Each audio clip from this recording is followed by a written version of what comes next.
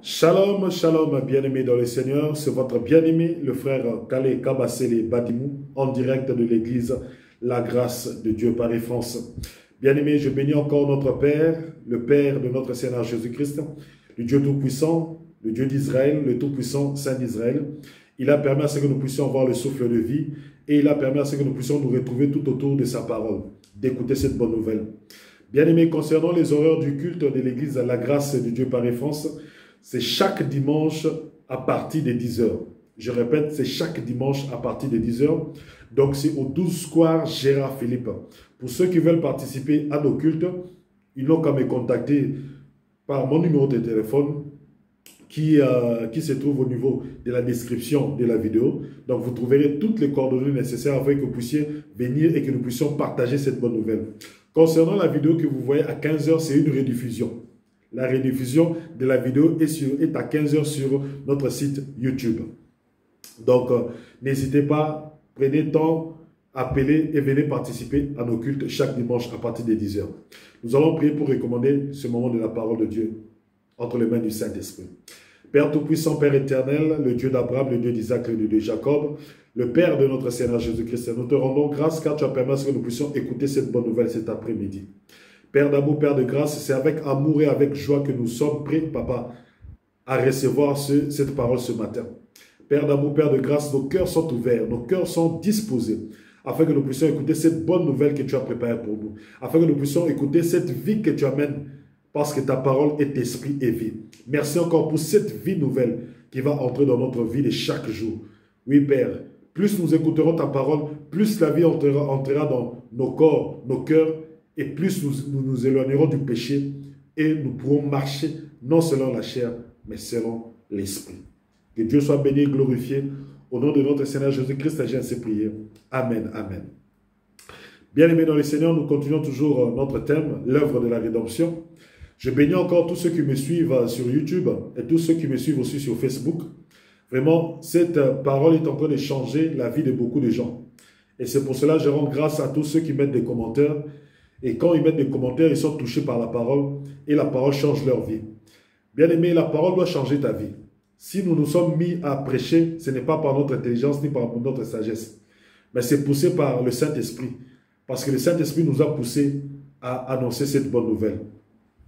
Nous continuons toujours l'œuvre de la rédemption et aujourd'hui, nous parlerons de l'héritage d'Abraham. Le dimanche passé, nous avons parlé que toutes les nations de la terre seront bénies en Abraham. C'est-à-dire que si tu n'es pas la postérité d'Abraham, si tu n'es pas le fils d'Abraham, ou si tu n'es pas un enfant d'Abraham, tu n'es pas béni de Dieu. Tu n'es pas béni de Dieu. Tu es dans la malédiction. Et nous avons conclu que Christ nous a rachetés de la malédiction de la loi. Parce que tous ceux qui sont nés de la femme, bien aimés, aucun n'est juste, aucun n'est bon, aucun n'est pur, aucun n'est saint. Personne ne pourra hériter de l'héritage d'Abraham. Mais par la grâce, parce que nous sommes dans l'année de la grâce, Dieu a fait grâce et il a envoyé son Fils, afin que quiconque croit en lui ne périsse point. Et lorsque nous avons parlé de la croix, nous avons dit que Christ nous a pardonné nos péchés à la croix, et malgré qu'il nous a pardonné nos péchés, il a encore accompli une autre chose. Il nous a rachetés de la malédiction. C'est-à-dire que toutes les malédictions, tous les actes, toutes les condamnations de nos vies ont été rachetés par Christ. Donc c'est Christ qui a pris toutes ces malédictions, c'est Christ qui a pris toutes ces condamnations. Et lui, il nous a donné toute la bénédiction qui venait de Dieu. Toute la bénédiction que Dieu avait donnée à Abraham et à sa postérité. Et comme nous sommes la postérité d'Abraham par Christ, automatiquement, la bénédiction que Dieu avait promis à Abraham et à sa postérité est retombée sur tous ceux qui croient en Christ. C'est pour cela, bien aimé, le dimanche passé, j'ai dit, tout celui qui n'est pas la postérité d'Abraham, tout celui qui ne croit pas en Christ, tout celui qui n'a pas Christ dans sa vie, tout celui qui n'a pas Christ comme Seigneur et Sauveur, bien aimé, il est dans la malédiction. Donc je fais un petit résumé pour que vous puissiez comprendre ce que je vais dire aujourd'hui comme thème. Mais aujourd'hui, nous allons toujours parler et continuer de parler d'Abraham. Comme toutes les nations de la terre seront bénies en Abraham, nous devons parler du Père Abraham. Même Christ est le descendant d'Abraham. Même Christ est la postérité d'Abraham. Mais nous parlerons aujourd'hui de l'héritage d'Abraham. Alléluia. Nous parlerons aujourd'hui de l'héritage que nous a légué, que nous a laissé le Père Abraham. Quand nous parlons d'un héritage, c'est-à-dire qu'un père, durant sa vie, a amassé. Un père, durant sa vie, a économisé. Un père, durant sa vie, il a travaillé. Et comme il a une postérité, comme il a des enfants, il a des fils et des filles, avant sa mort, il doit leur léguer quelque chose. Il doit leur léguer un héritage. Bien aimé, les gens vont me dire, mes frères Calais, les pauvres, lèguent-ils un héritage à leurs enfants? Moi, je vous dirais oui. Je vous dirais oui. L'héritage, en fait, ne peut pas être seulement matériel. Parce que beaucoup de gens, lorsqu'ils entendent l'héritage, ils entendent le matériel. Ce n'est pas faux leur entendement. Mais nous devons dépasser cela. Nous devons comprendre que lorsque nous parlons de la parole de Dieu, c'est aussi des choses qui sont spirituelles. Parce que tu peux laisser de l'héritage physique, tu peux aussi laisser un héritage spirituel à tes enfants. Alléluia. Tu peux laisser aussi un héritage spirituel. C'est-à-dire que par exemple, ta croyance.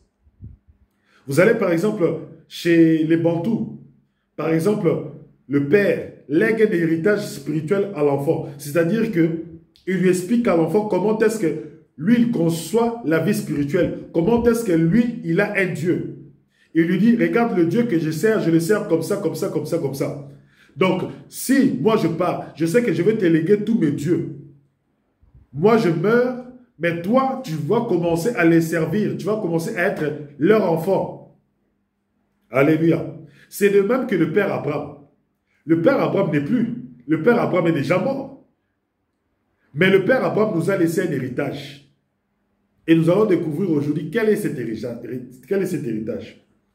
Prenons nos Bibles dans Genèse chapitre 15. Genèse chapitre 15 à partir du verset 1er. Genèse chapitre 15 à partir du verset 1er. Nous allons comprendre le souci d'un père. Ceux qui sont pères, ceux qui ont des enfants, comprendront ce que je veux expliquer aujourd'hui parce que c'est très important. Parce que nous verrons à quel point cela est attaché à notre salut.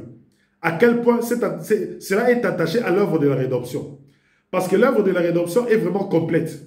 C'est tout, c'est comme un paquet. Ça contient beaucoup de choses. C'est pour cela que nous avons sorti le pardon de nos péchés, la rédemption, quoi, le rachat, la sanctification, le rachat de la malédiction.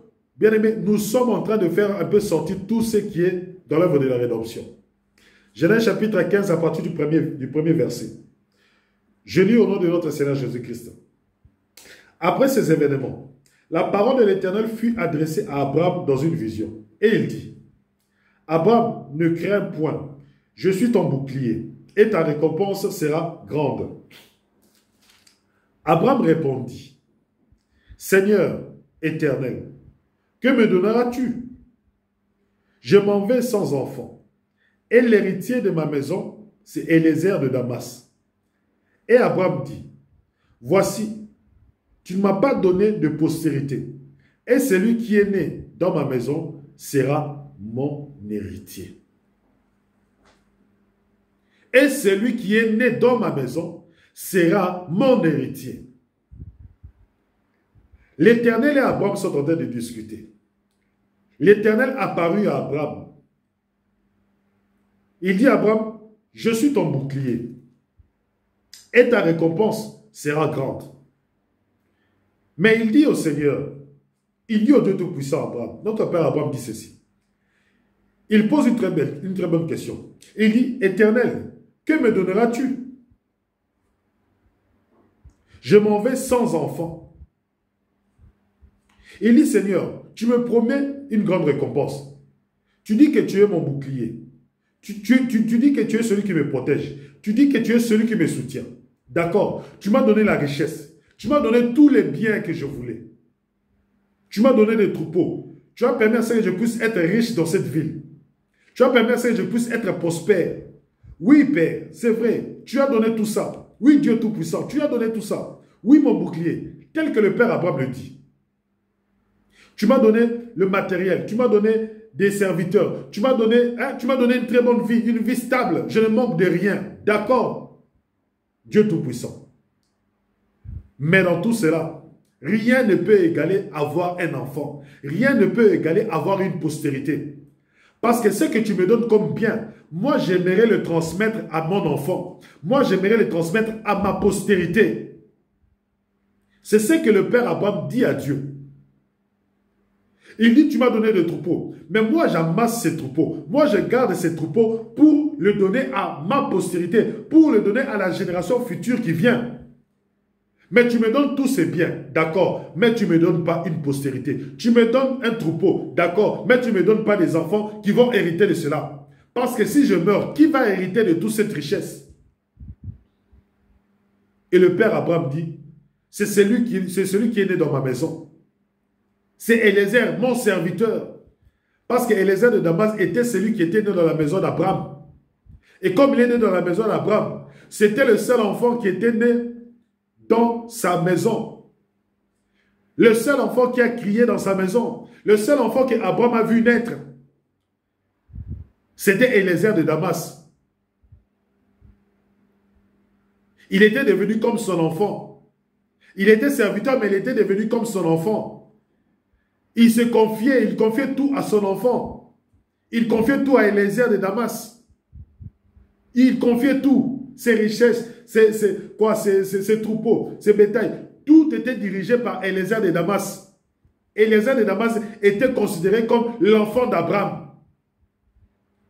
Tout le monde dans le pays disait que c'est Eliezer de Damas. Comme Abraham n'a pas d'enfant, comme Sarah est stérile. Tout le monde considérait Eliezer de Damas comme celui qui allait hériter de tous les biens d'Abraham. Mais Dieu lui dit, écoutez cette bonne nouvelle, Dieu lui dit, il dit non, ça ne sera pas Eliezer de Damas qui va hériter de toi. Ça ne sera pas Eliezer de Damas qui va hériter de tous tes biens. Mais ça sera ta postérité qui sortira de toi. Il dit, Seigneur, tu ne m'as pas donné d'enfant. Moi, je suis déjà âgé. Et Sarah est stérile. Comment veux-tu que j'ai un enfant? Comment veux-tu que j'ai une postérité? Nous avons essayé par tous les moyens. Nous avons vu le médecin. Nous avons vu le docteur. Nous avons vu beaucoup de gens. Mais la situation de Sarah n'a pas changé. Sarah est toujours stérile. Sarah n'a pas d'enfant. Et Dieu lui répond. Toujours Genèse chapitre 15, à partir du verset 4. Alors la parole de l'Éternel lui fit adresser ainsi. Ce n'est pas lui qui sera ton héritier, mais c'est celui qui sortira de tes entrailles, qui sera ton héritier. Et après l'avoir conduit dehors, il dit, regarde vers le ciel et compte les étoiles, si tu peux le compter. Et il lui dit, telle sera ta postérité, telle sera ta postérité. Abraham eut confiance en l'Éternel qui lui imputa à justice. Abraham eut confiance. Abraham a eu la foi. Et cela l'a justifié devant Dieu. Mais maintenant, nous allons prendre vraiment l'exemple d'un héritage. Et Dieu va maintenant continuer. Dieu maintenant va commencer à expliquer à Abraham comment est-ce qu'il donnerait un héritage. Dieu va faire alliance avec Abraham. Écoutez maintenant. À partir du verset 18. En ce jour-là, toujours le chapitre 15. En ce jour-là, l'Éternel fit alliance avec Abraham et dit, je donne ce pays à ta postérité, depuis le fleuve d'Égypte jusqu'au grand fleuve, au fleuve d'Euphrate, le pays des Kéniens, des Kénisiens, des Kadomiens, des Essiens, des Phérésiens, des Réphaïm, des Amoréens, des Cananéens, des Girgasiens et des Jubésiens. Il dit, je te donne ce pays. Je donne ce pays à ta postérité. Le pays où était Abraham. Dieu lui dit, pour que tu aies confiance, pour que tu sois rassuré, sache que ce pays que je te donne, que je te montre, ce pays-ci, sera l'héritage de ta postérité. Je donnerai à ta postérité ce pays. Dieu met le contour de ce pays. Dieu met les contours de ce pays. Et Abraham a cru. Alléluia. Abraham, dans sa tête, il pensait qu'il allait donner un héritage, les biens qu'il avait. Mais Dieu lui dit non, tu n'as pas besoin de tes biens. Moi, je vais donner quelque chose de grand. Moi, je vais te donner quelque chose de fort. Parce que ta postérité sera grande. Parce que ta postérité sera toute une nation. Ta postérité sera tout un pays. Et pour que ta postérité soit toute une nation, soit tout un pays, tes richesses ne suffiront pas. Il lui faut une terre, il leur faut un pays, il leur faut un territoire. Et moi, je te promets, moi, je te dis que ta postérité héritera d'une nation, héritera d'une terre, héritera d'un pays. Alléluia. Voilà ce que le Père Abraham, Dieu lui a promis. Maintenant, allons dans Exode. Exode chapitre 3. À partir du verset 7. Exode chapitre 3, à partir du verset 7. Il dit ceci. L'Éternel dit, j'ai vu la souffrance de mon peuple qui est en Égypte, et j'ai entendu les cris que lui font pousser ses oppresseurs, car je connais ses douleurs. Je suis descendu pour le délivrer de la main des Égyptiens, et pour les faire monter de ce pays dans un bon et vaste pays, dans un pays ruisselant de lait et de miel, dans le lieu qu'habitent les Cananéens, les Essiens, les Amoréens, les Phérésiens, les Éviens et les Jébuséens. Voici les cris d'Israël, les cris des enfants d'Israël sont venus jusqu'à moi, et j'ai vu l'oppression que leur font souffrir les Égyptiens maintenant.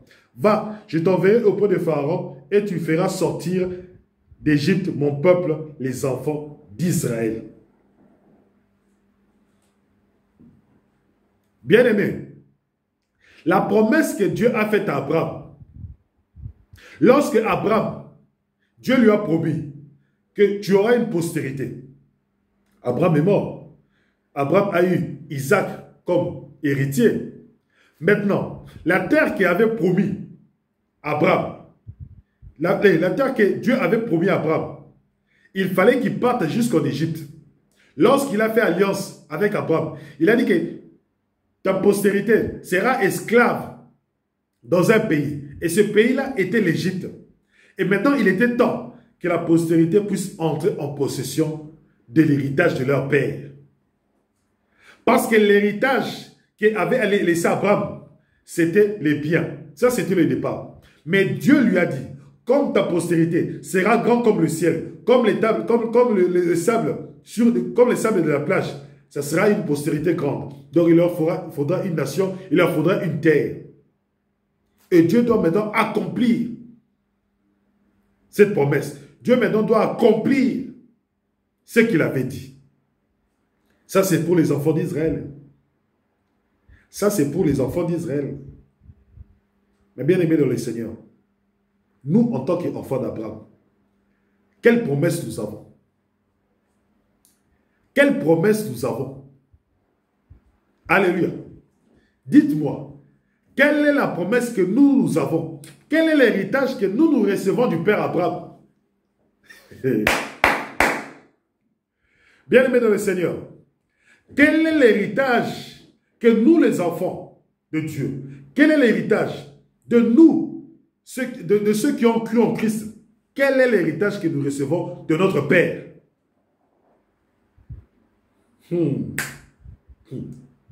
Bien-aimé, la nation d'Israël que vous voyez aujourd'hui, la terre qu'elle possède, c'est un héritage. C'est un héritage.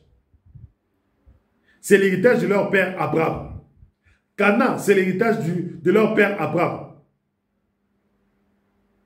Lorsque Dieu a fait sortir les enfants d'Israël, Dieu a racheté les enfants d'Israël. Le peuple d'Israël, la descendance d'Abraham, la descendance d'Abraham, la postérité d'Abraham est devenue la postérité de Dieu. Les enfants d'Israël, les enfants d'Abraham sont devenus les enfants de Dieu. Deutéronome chapitre 29. Pour que nous puissions saisir cela. Deutéronome chapitre 9. À partir du verset 25. Deutéronome chapitre 9 à partir du verset 25. Je me prosternais devant l'Éternel. Je me prosternais durant 40 jours et 40 nuits. Parce que l'Éternel avait dit qu'il voulait vous détruire. Je priais l'Éternel et je dis, Seigneur Éternel, ne détruis pas ton peuple. Ton héritage que tu as racheté par ta grandeur, que tu as fait sortir d'Égypte par ta main puissante, souviens-toi de tes serviteurs Abraham, Isaac et Jacob. Abraham a donné sa postérité à Dieu. Abraham a donné sa postérité à Dieu. Il a dit, oui, la postérité que tu me donneras ne m'appartiendra pas. Moi, je te lègue cet héritage. Moi, je te donne ma postérité. Même si aujourd'hui, je ne suis pas vivant. Même si aujourd'hui, je ne suis plus là. Mais moi, sache une chose. Je prends cette postérité. Je prends la postérité que tu me donnes. Moi, je te le redonne. Bien-aimé dans le Seigneur. Vous voyez maintenant pourquoi est-ce qu'Abraham est béni. Dieu lui donne une postérité. Dieu lui donne un enfant. Mais lui, Abraham, dans son testament, il dit à Dieu, toi aussi tu as une part. Alléluia. Il dit à Dieu, je laisse un testament. Mais Dieu, sache que toi aussi tu as une part. Je ne veux pas te laisser des biens. Mais la postérité que tu m'as donnée, moi je te le donne comme héritage. Moi je te le donne comme héritage. C'est-à-dire que mes enfants sont devenus tes enfants. Tu es mon Dieu, tu deviendras leur Dieu. Alléluia. Abraham a pris Isaac, il a donné à Dieu. Isaac a pris Jacob, il a donné à Dieu. Jacob, les 12 tribus, Israël, Jacob le prend, le donne à Dieu.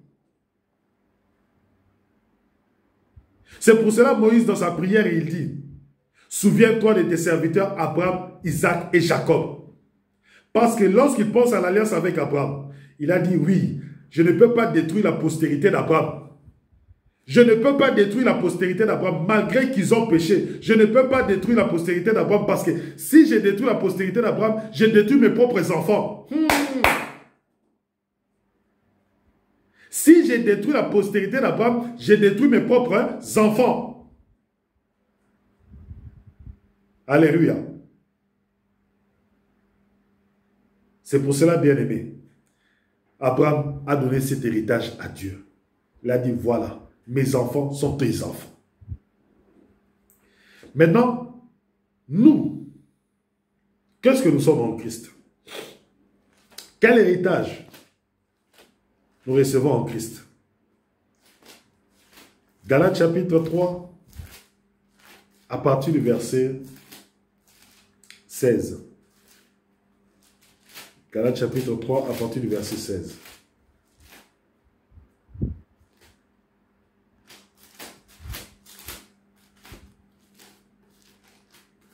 Galates chapitre 3, à partir du verset...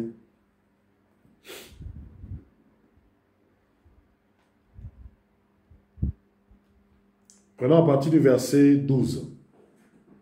Or, la loi ne procède pas de la foi, mais elle dit, celui qui mettra ces choses en pratique vivra par elles. Christ nous a rachetés de la malédiction de la loi, étant devenu malédiction pour nous, car il est écrit, maudit est quiconque est pendu au bois, afin que la bénédiction d'Abraham eût pour les païens son accomplissement en Jésus-Christ, et que nous ressuscitions par la foi l'esprit qui avait été promis. Frères, je parle de la manière des hommes. Une disposition en bonne forme, bien que faite par un homme, n'est annulée par personne, et personne n'y ajoute. Or, les promesses ont été faites à Abraham et à sa postérité. Il n'est pas dit « et aux postérités », comme s'il s'agissait de plusieurs, mais en tant qu'il s'agit d'une seule, et à ta postérité, c'est-à-dire Christ. C'est-à-dire Christ, c'est-à-dire Jésus de Nazareth. Jésus de Nazareth est la postérité d'Abraham. Il est écrit, les promesses ont été faites à Abraham et à sa postérité. Et la postérité d'Abraham, c'est qui? C'est Christ. Et c'est en Christ qu'il y a les promesses. C'est en Christ qu'il y a les héritages. Il n'y a qu'en Christ qu'il y a les promesses. Il n'y a qu'en Christ qu'il y a l'héritage.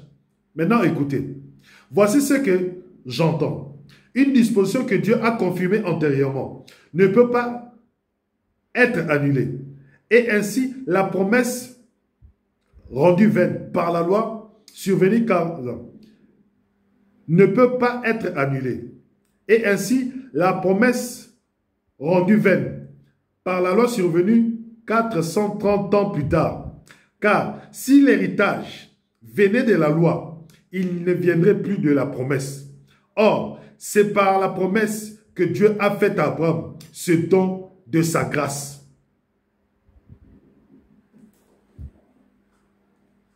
Dieu, pour sauver l'humanité, a dû faire une promesse à Abraham.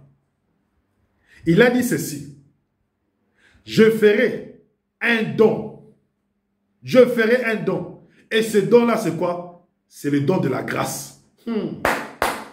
Bien-aimé, si aujourd'hui, la grâce est venue avec Jésus-Christ, c'est à cause d'une promesse que Dieu avait faite à Abraham. Il lui a dit, je vais te faire une promesse. Je vais te donner un don. Abraham n'est plus là. Mais la promesse subsiste. Abraham n'est plus là. Mais Dieu, comme il a parlé, Dieu, comme il a promis, il doit accomplir cela. Et comme il a accompli cela, c'était quoi? C'était le don de la grâce. Or, nous savons, chacun de nous, qui est venu avec la grâce. Qui est venu avec la grâce? Celui qui est venu avec la grâce, c'est notre Seigneur Jésus-Christ. Lui-même étant la postérité d'Abraham. Car, si l'héritage venait de la loi, il ne viendrait plus de la promesse. Or, c'est par la promesse que Dieu a fait à Abraham ce don de sa grâce.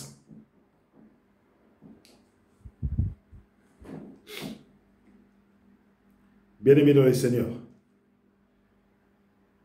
lorsque Jésus-Christ est venu proclamer l'année de la grâce, ce n'était pas un hasard. C'était l'accomplissement d'une promesse. Lorsque les enfants d'Israël étaient en Égypte et que Dieu les a fait sortir d'Égypte par sa main puissante, c'était pour qu'ils aillent prendre leur héritage. Et leur héritage, c'était Canaan. Leur héritage était une terre. Et c'est Dieu qui s'est chargé d'accomplir à ce que les enfants d'Israël, la postérité d'Abraham, puissent quitter l'Égypte et venir s'installer à Canaan. Et aujourd'hui, Dieu avait aussi fait une promesse à Abraham, lui disant ceci. Il dit, je vais envoyer la grâce. Je vais te faire encore un don. Parmi ton héritage, je vais encore faire un don, le don de la grâce.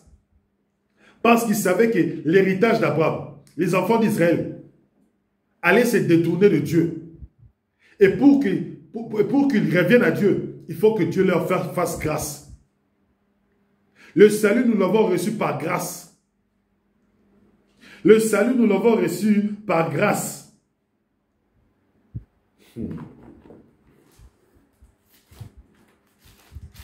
Attendez. Je vais regarder. On va prendre un verset. On va prendre un verset, vite fait.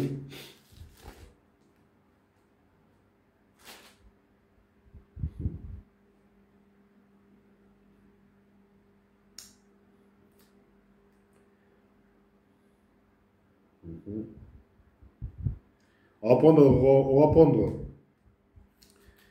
1 Corinthiens chapitre 15 à partir du verset 20 jusqu'à 25.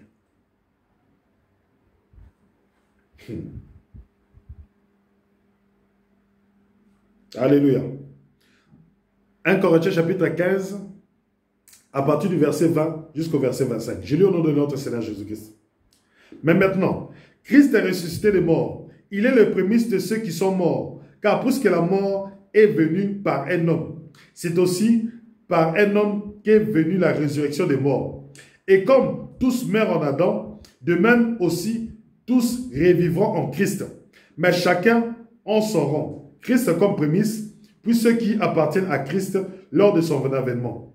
Ensuite viendra la fin, quand il remettra le royaume à celui qui est Dieu et Père, après avoir détruit toute domination, toute autorité et toute puissance. Car il faut qu'il règne jusqu'à ce qu'il ait mis tous ses ennemis sous ses...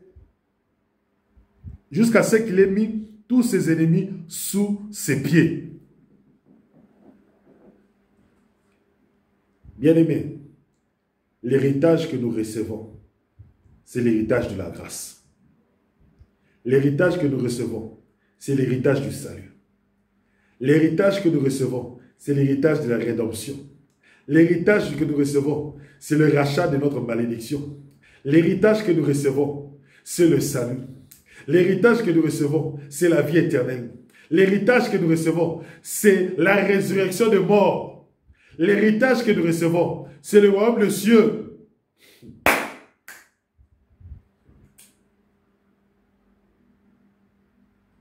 Bien-aimés dans le Seigneur, la promesse de Dieu est là. La promesse de Dieu est là.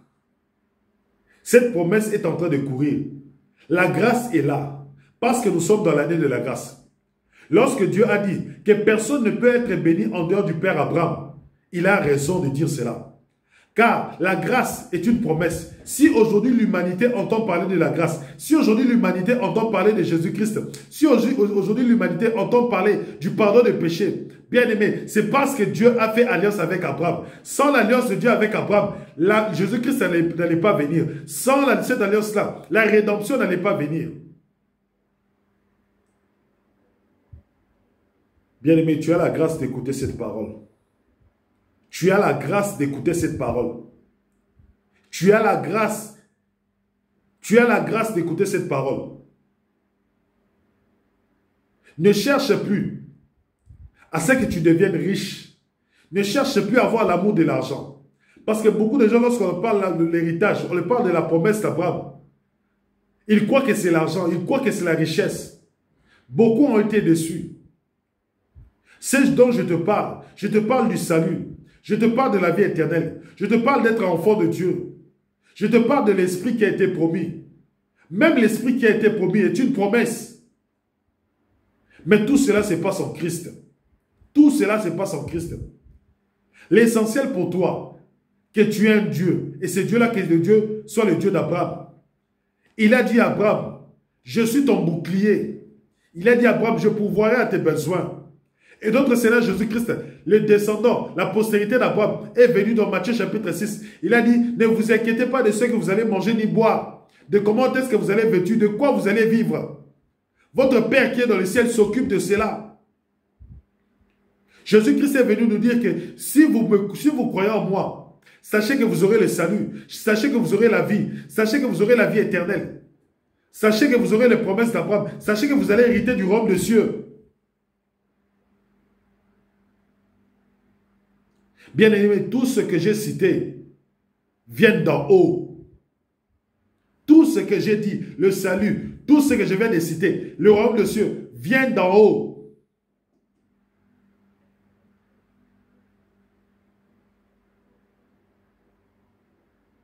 L'œuvre de la rédemption. À quoi sert-il à un homme de gagner le monde s'il perd son âme? Bien-aimé, tu cherches à perdre ton âme dans ce monde à cause des richesses, à cause des biens de ce monde. Mais laisse-moi te dire qu'il y a des biens, il y a des richesses supérieures. Il y a des biens, il y a des richesses qui sont au-dessus de tout ce qui se trouve dans ce monde. Même l'or, même le diamant, même toutes les richesses de cette terre n'ont pas d'équivalence avec le salut. Toutes les richesses de cette terre n'ont pas d'équivalence avec la vie éternelle. Toutes les richesses de cette terre n'ont pas d'équivalence avec la grâce de Dieu. Toutes les richesses de cette terre n'ont pas d'équivalence, n'ont pas le même niveau que être un enfant de Dieu.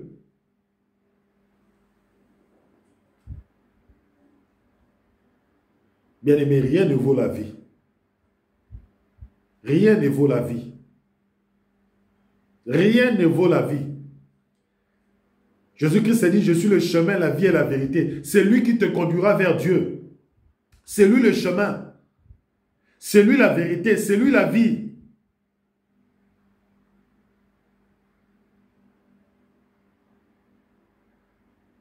Bien-aimé, quand tu penses l'héritage d'Abraham, tu pensais quoi? Tu imaginais quoi? Qu'est-ce que tu imaginais dans ta tête? Parce que le troupeau d'Abraham, Abraham n'est plus. Abraham ne nous a pas laissé des troupeaux. Abraham ne nous a pas laissé des richesses. Le Père Abraham ne nous a laissé que cette parole. Le Père Abraham ne nous a laissé que cette promesse. Le Père Abraham ne nous a laissé que les promesses. Mais pour que ces promesses puissent s'accomplir, il faut que tu aies la foi. Il faut que tu acceptes Jésus-Christ dans ta vie. Il faut que tu acceptes Jésus-Christ dans ta vie. Le royaume de cieux est un héritage. Nous pouvons accéder à cet héritage qui est là en croyant en notre Seigneur Jésus-Christ.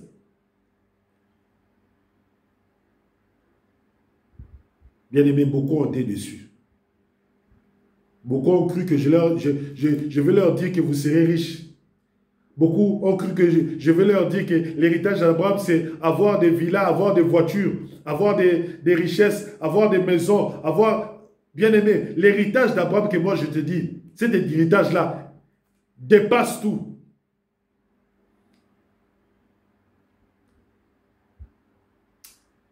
Bien-aimé, bien-aimé, l'héritage d'Abraham, l'héritage d'Abraham.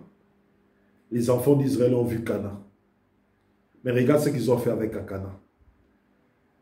Regardons ce qu'ils ont fait avec Canaan. Dieu a dû les chasser de Canaan. Dieu a dû les déporter de Canaan. Pourquoi? Parce qu'ils ne l'ont pas honoré. Parce qu'ils ne l'ont pas glorifié. Parce qu'ils n'ont pas cru en lui. L'héritage matériel peut passer. Parce que si tu meurs, l'héritage passe. Tu laisses tous les biens sur cette terre. Mais il y a un héritage qui ne meurt jamais. Il y a un héritage qui ne meurt jamais. La résurrection. Si tu meurs avec cette promesse, si tu meurs avec cet héritage, bien aimé, le dernier jour, tu seras ressuscité d'entre les morts. Tu reviendras à la vie pour une vie qui est éternelle. Bien aimé, tu reviendras à la vie pour que tu puisses hériter le royaume des cieux.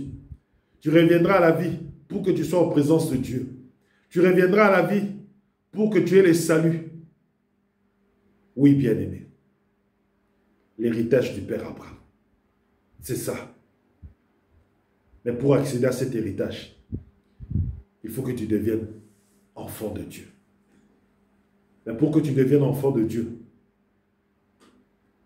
c'est quelque chose de simple.